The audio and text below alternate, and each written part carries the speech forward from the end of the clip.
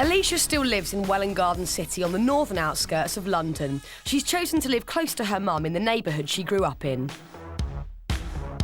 I've come back to Alesha's old school to meet up with her today, to give her the chance to sort of reminisce, and I can get more of an idea of her background and see where it all started.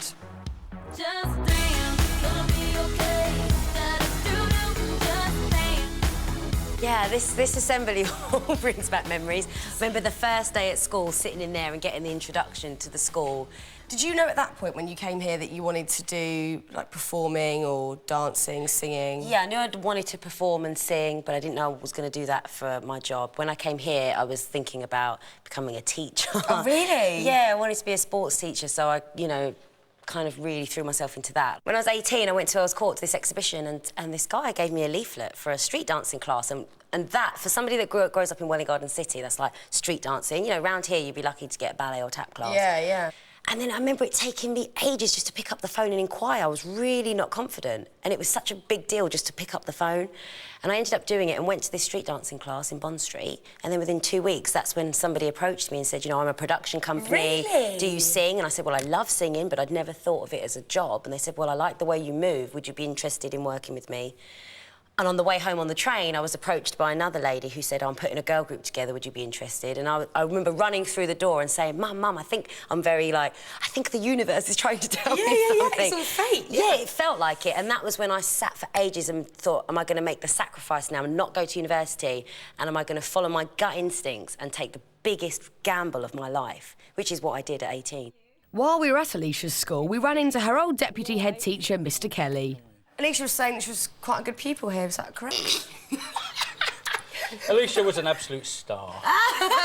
You just say that now because she's all famous and that. She had her moments. I can remember you having your strops. Really? Yeah. Like what? Diva moments? Yeah, exactly that. I can remember in the hall you dancing, dance not going to your satisfaction, tears and strops and stuff. Really? Yeah. Just because you were demanding 200% of yourself, and if you weren't getting it, you got annoyed, you got angry. Perfectionist. Still get like that, actually. I'll come off stage and everyone will go, that was great, and I'll go, no, it wasn't. Oh, my God, this room seems so small now. Is it quite weird to think of your lifestyle then and your lifestyle now, and you get to fly first class, drive nice cars, get loads of freebies? It's weird. Is it? Yeah, because I was always the poor child at school. Not in poor, like, I hate saying that, you know, like, we didn't have much, but my mum would always show me how rich I was, even though we didn't have material things. That's why I was never a sad child. I wouldn't get depressed that my friends got the Levi 501s and I don't, or that, you know, when boys asked me for my number and I say I don't have a telephone, they thought I was lying. Yeah. Them sort of things didn't bother me because my mum would say, you don't realise you are so rich. You have love, you have a home, you have food, you have clothes on your back, and there's people in the world that are suffering and don't have that. And I think that is really important, to be happy without material things. So all the things that you gain along the way, that's not where my happiness comes from. Yeah. Because I know that that's not what makes you happy.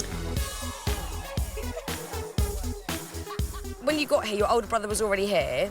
Yes. And did he sort of help you out if you needed it? He did. I remember...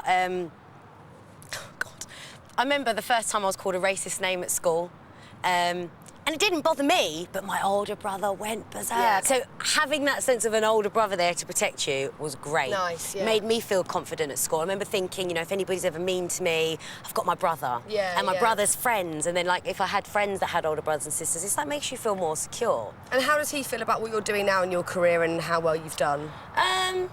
I'm sure he's happy. You know, I don't really speak to my brother that much anymore. Because he told a story about you, didn't he, in the papers? Yeah.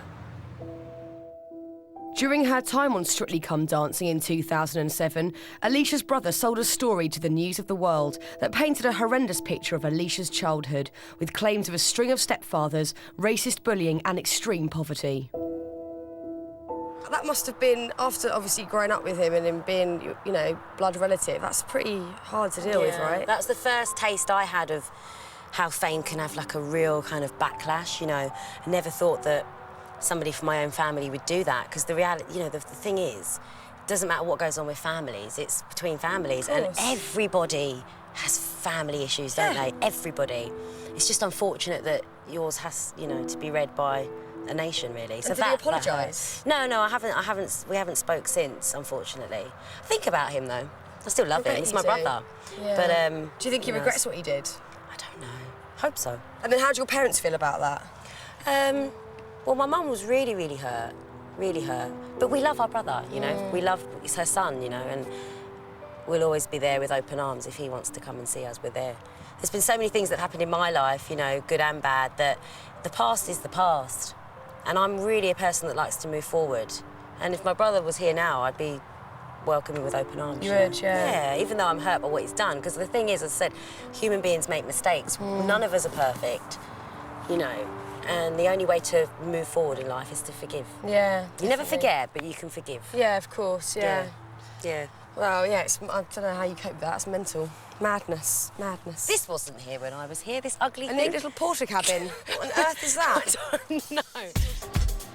I sensed that Alesha had spoken as much on the topic as she was comfortable with, and she had clearly been keen to change the subject. Lamb in the face of death under masthead. Hanging out with Alesha at her school had been very insightful. As we left, I gave some more thought to Mr. Kelly's comment about Alesha being a diva. Was there any truth in this, or was she simply a woman who knows what she wants?